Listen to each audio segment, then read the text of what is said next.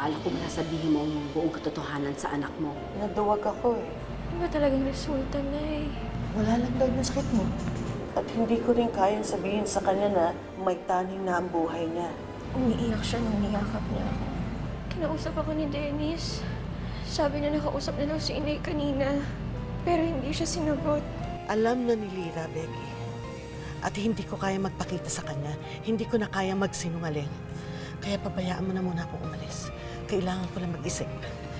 Angeline, saan ka pupunta? Tatakas ka, no? Wala kang pakialam.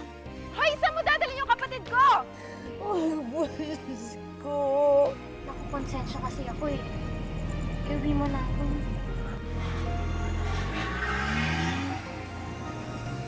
Hoy, Prince!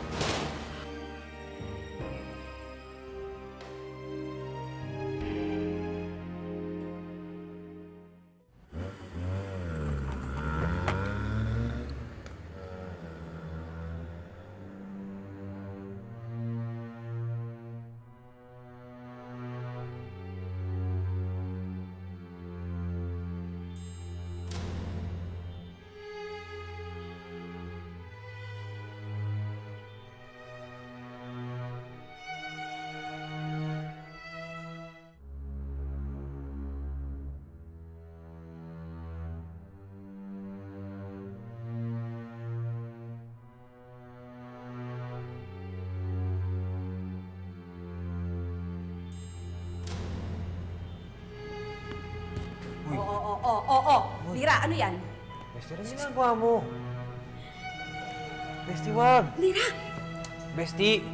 Lira, Okay ka lang ba? Bestie! Nagsasabi ng mundo. Tama na! Bestie! Hindi. Teka, paano ba to? Lira, Lira, Bestie, tumagin. tama na! Nagsasabi ng totoo sa akin. Ano ba? Bestie, tama na! Tumagin mo nga si Doktor Mahal. Bestie! Dok! Lira, ano ba? Lira? Ano nangyari? Ano ba totoo lagay ko? Ano ba totoo lagay ko? Hindi mo kasi nasasabi na totoo sa akin sa inay. Ano ba totoo lagay ko? Lira, ano ba? Lira.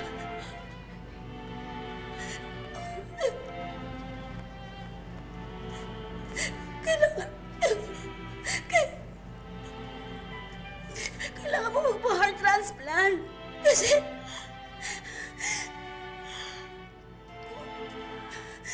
Kasi baka mamatay ka.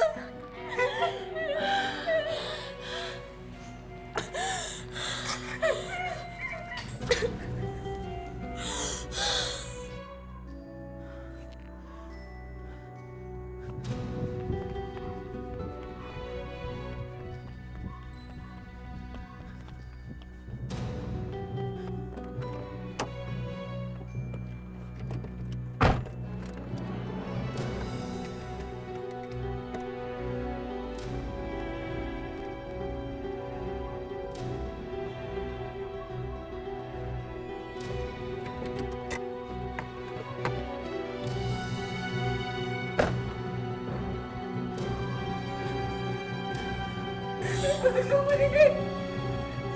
Mamatay ako. Mamatay ako dito. Mamatay ako. Hindi. Mamatay ako. Hindi.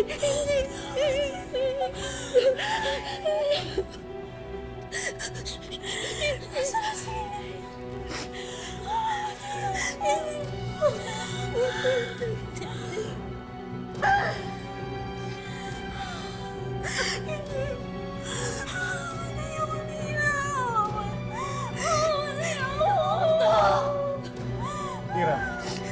Lira, calm down.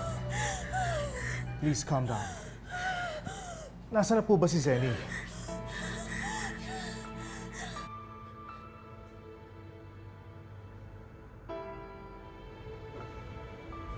Angeline.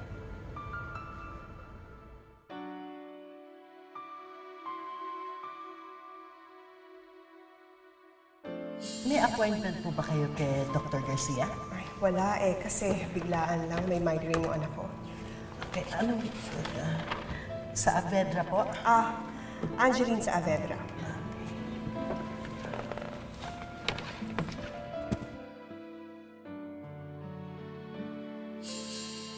Pero may solusyon dito, Zen. Pwede pa nating pahabain ang buhay ni Lyra. Ano to? Kailangan nating humanap ng isang compatible na heart donor.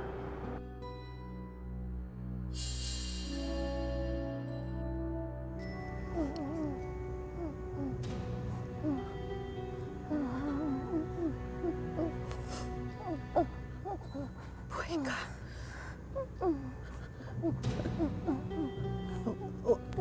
Huwag ka mag-alala. Huwag ka mag-alala. Dadalhin kita sa ospital. Huwag ka mag-alala. Ako bahala sa'yo. Ako bahala sa'yo.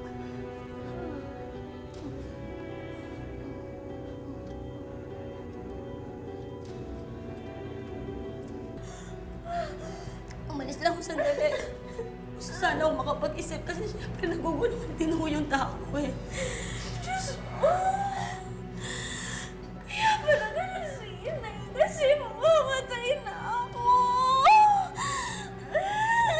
Mabuti pa po lumabas na lang po muna kayo. Ako na lang po kakausap si Lyra.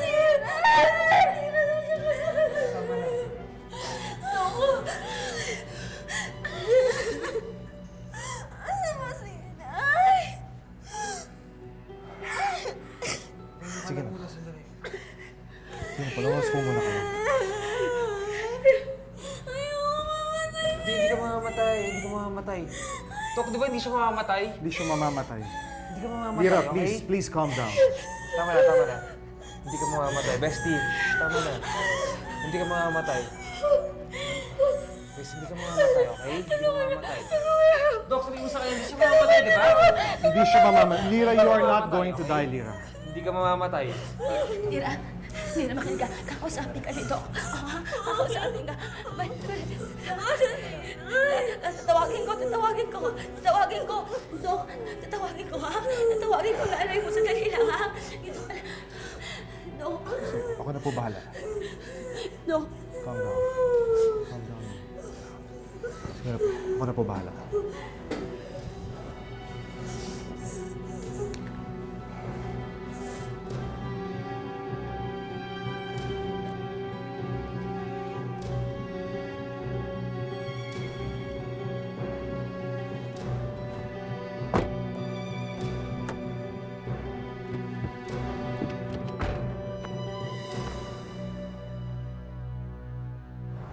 Malala ba yung sakit ko sa puso? Mamamatay ba ako? Hindi ka mamamatay. Hindi ka pababayaan ng mga doktor dito. Mabuti naman mo eh. Kasi ayoko kitang iwan. Kahit di malaman o maintindihan, kahit naman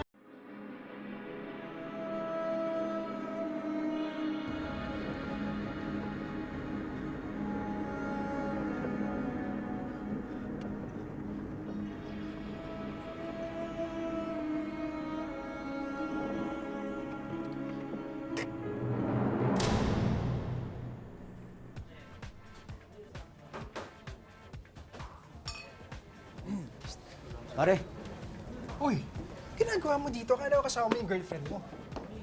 Kaya nga ako umalis sa kondo kasi alam ko doon kayo. Di ko na naitahanan yun eh. Paano? Tinopak na naman. Iniwan ko. Painumin mo na lang ako. Wala akong pera ngayon eh. Saan mo iniwan? Sa kalye. Arte. Nabayaan ko na lang. Hayaan mo na nga. Bahala siya sa buhay niya. Boss, isang case ng beer. Kay Choy, Bigyan mo. Labo. Na-explain ko ng lahat sa inay mo, Lyra. Akala ko nasabi niya sa'yo. Hindi pa pala.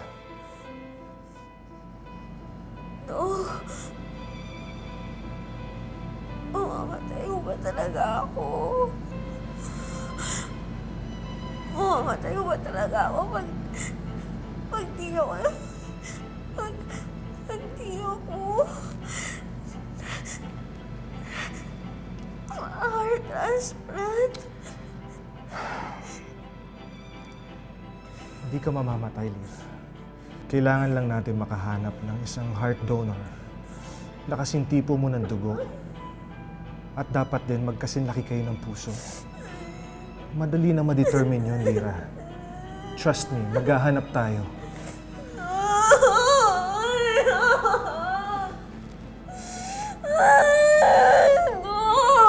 Lira, calm down. Calm down, please. This is not good for your heart. Please calm down.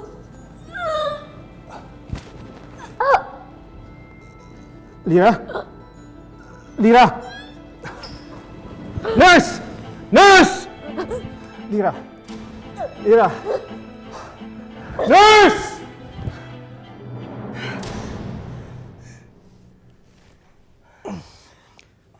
Bakit? Panaginipan ko ang anak natin, si Angeline. Tinatawag niya ang pangalan ko. She needs my help. Ano ka ba? I have to check her. Ano ka ba? Nasa kwarto lang yung anak natin. Roxanne! Angeline?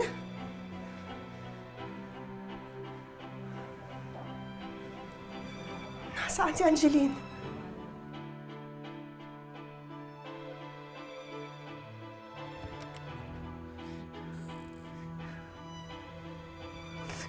Tulungan niyo po ako. Tulungan niyo po ako. Dali niyo po ako sa ospital. Tulungan niyo po ako.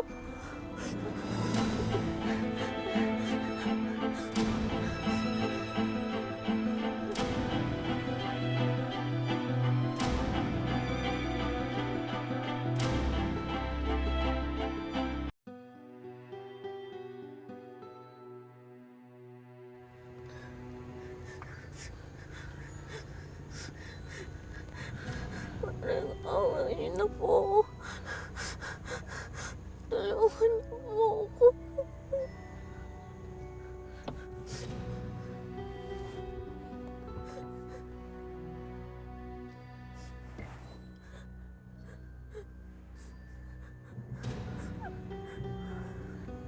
Sorry. Sorry.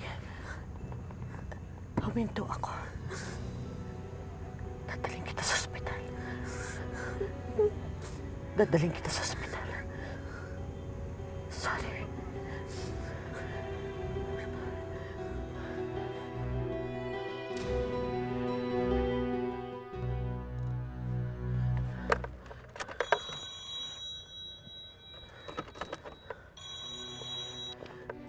Hello, Becky. Bakit? Zeni, inaatake na naman ang inaanak ko. Anong nangyari? Tumawag ba kayo ng doktor? Nandito, nire-revive siya. Charging! Clear! Compression! Let's check BP.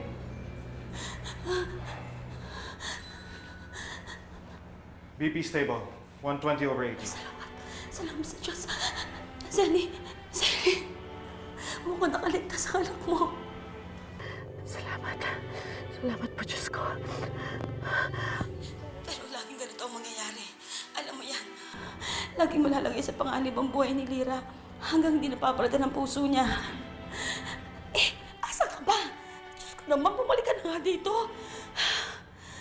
Oo. Pabalik na ako dyan. Sige. Huwag niyo pababayaan si Lira.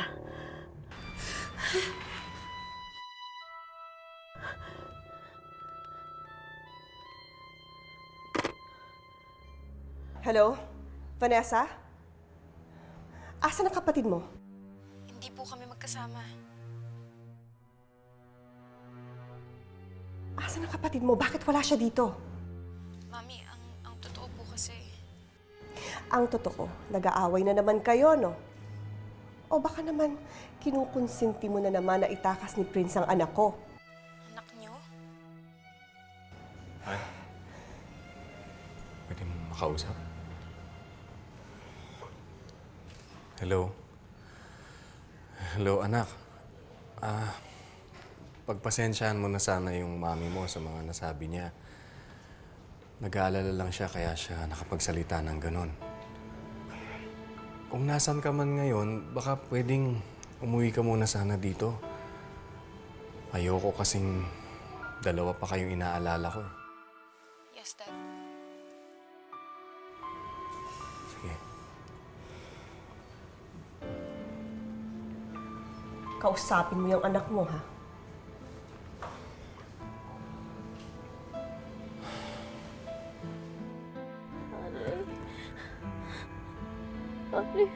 Akala ko po ba dadalhin niyo ko sa ospital?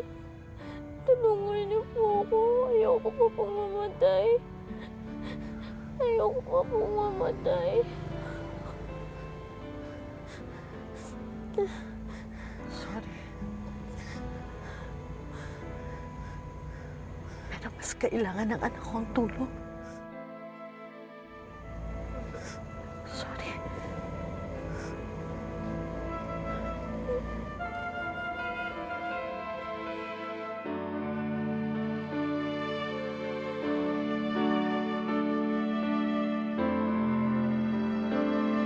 Maghihintay sa'yo, maghihintay ako. Ba, himala.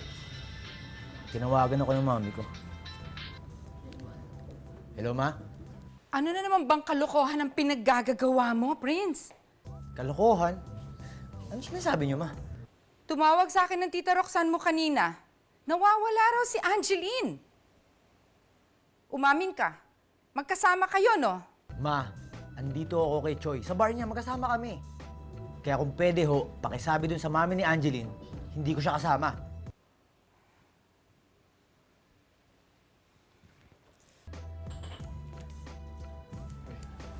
Easy lang. Hindi ko matatalo yung alcohol. Madami yan. Pare, samahan mo nga ako.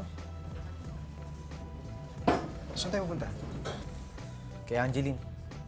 Baka mamaya, andun pa siya kung saan ko iniwan eh. Tara na. Uy, Miguel, ikaw muna bahala dito, ah.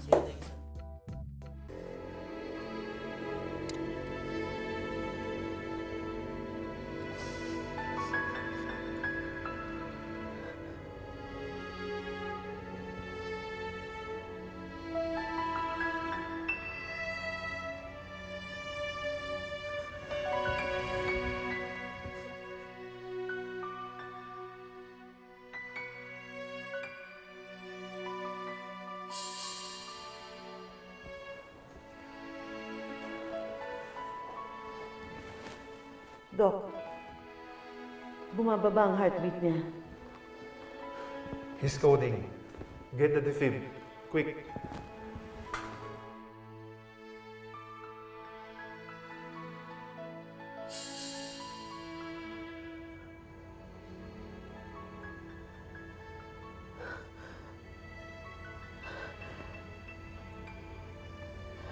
Diyos ko. Mali po ito. Mali po ito. Patawarin niyo ako. Hindi po ako dapat pumapatay ng pasyente. Patawarin mo po ako, Diyos ko. Patawarin mo po ako.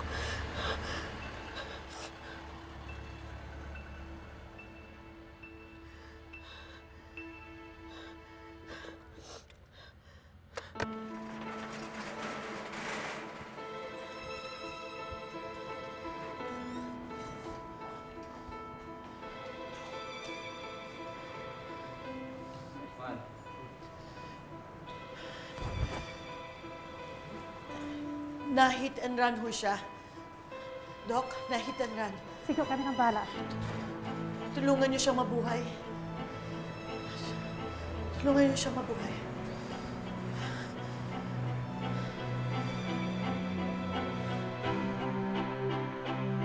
Ganun ba, Chona? Sige, pasensya na sa abala. Thank you. Good night. Hindi raw magkasama si Prince at si Angeline. Hindi sila magkasama. Nasaan ang anak natin? Sino kasama niya? Saan nagpunta ang anak natin? Ako na.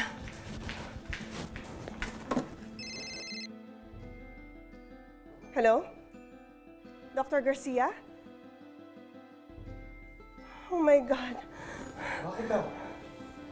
Si Angelina hit and run.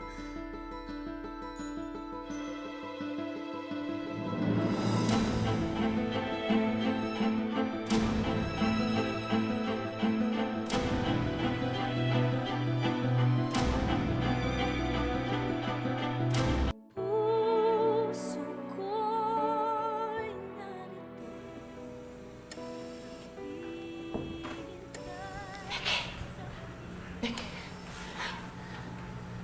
Kamusta si Lira? Stable na. Buti naman stable na yung anak mo. Sandali lang. Ano nangyari sa'yo? Ba't ganyan ang itsura mo? Napakadumi mo naman. May sasabihin ako sa'yo.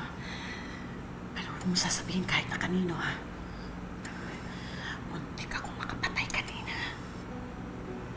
Ano? Bakit?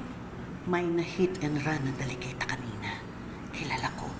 Pasyente siya dito sa ospital. Kasing laki siya ni Lira. At pareho sila ng tipo ng dugo. Kaya naisip ko na yung puso niya. Diyos ko. Ay, Seni? Ano ba yung mga naiisip mo? Bakit mo nagawa yun? Pero nakonsensya ako, hindi ko natagalan. Kaya hinatid ko rin siya dito sa ospital. May malay ba yung bata? Kung nakita mo siya? Nakita ka ba niya? Diyos ko. Paano kung makaligtas yung dalagita?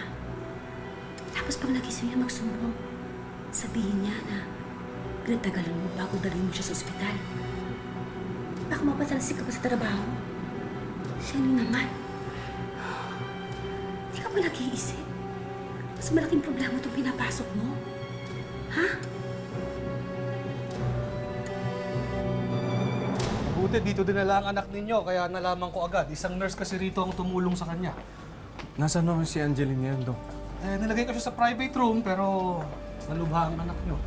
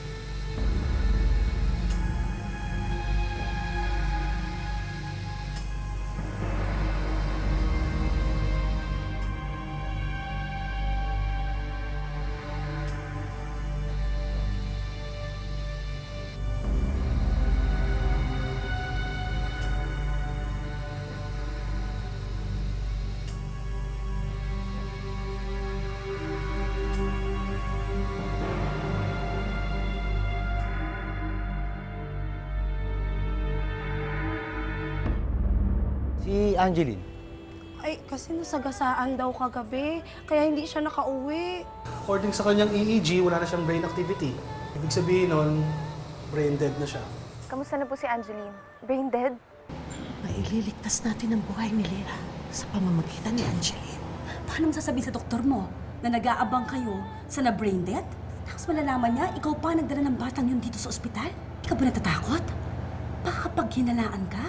Di ba nga nagtatagal ang anak natin sa ospital? Gumigive up ka na. Pero alam mo ba kung gano'ng kasakit sa akin na makita siya na ventilator na lang yung bumubuhay sa kanya? Pero Nay, paano ko ako gagaling? Ako ang bahala, anak. Ako ang bahala sa lahat. Ayoko mawala sa akin ng anak ko. Maaari ding mamatay ang anak ko kapag hindi siya nabigyan ng heart transplant.